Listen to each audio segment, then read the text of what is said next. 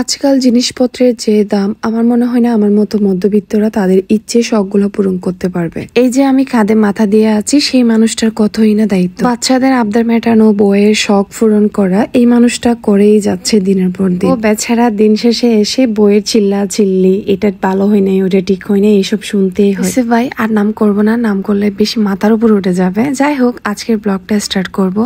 আসসালামু আলাইকুম। পুরাই ডিফারেন্ট ভাবে একটা মাছ ট্রাই করলাম। হঠাৎ করে মনে হলো এভাবে রান্না করি।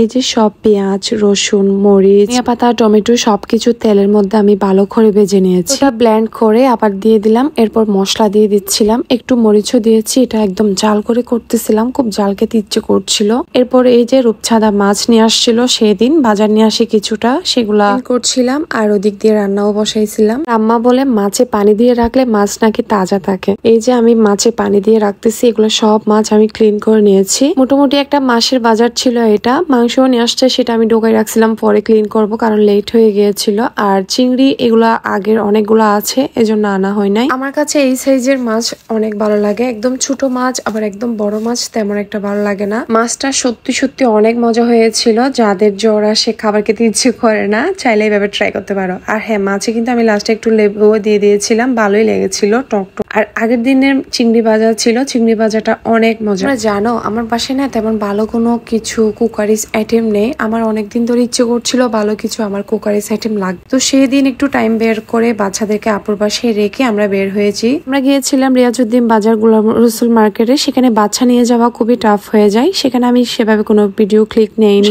টুকটাক কত কিছুই না লাগে, কিন্তু সেভাবে বাচ্চা নিয়ে বের হওয়া যায় না এইসব জিনিস কেনার জন্য। সেদিন যেহেতু একা একা গিয়েছিলাম, বেশ অনেক কিছুই কিনেছি। তো আমি পরের ভিডিওতে শেয়ার করব। মোটামুটি সেভাবে তখন আমার ভিডিও নেওয়া হয়নি, এই জন্য। রসুল মার্কেটে আমরা জানি মোটামুটি দাম কম আর সবকিছু একসাথে পাওয়া যায়। ওইটা একটা সুবিধা, সব একসাথে পাওয়া যায়। বাট দামটা তেমন কম না, ঠিকই মোটামুটি রেখে দেয় ওরা। বাট কিছু কিছু দোকানে একদম পাইকারি রেটে সবকিছু পাওয়া যায়। এরপর এখান থেকে আমার ডাইনিং রুমের জন্য 3টা সিনারি নিয়েছিলাম। আর এখন দেখি এই যে এই গড় দেওয়া সিনারি গুলো এত বেশি সুন্দর লাগতেছিল, বাট আমি কোথায় লাগাবো এই জন্য আর নেওয়া হয় না। দুইজন একদম টায়ার্ড হয়ে গিয়েছি। বাচ্চা নিয়ে গেলে তো আরো টায়ার্ড হয়ে যেতাম। আমার ছেলে আমাদেরকে ফোন না দিলেও গনে গনে 100 এর উপরে ফোন দিয়েছিল। সে বাবুল্যান্ডে আসবে, ওরা ছিল ওখানের মেম্বারশিপ। যখন মন চায় তখনই যেতে পারে। আর ছুটি পেলে তো আমার ছেলে বায়না ধরে ওখানে যাওয়ার জন্য।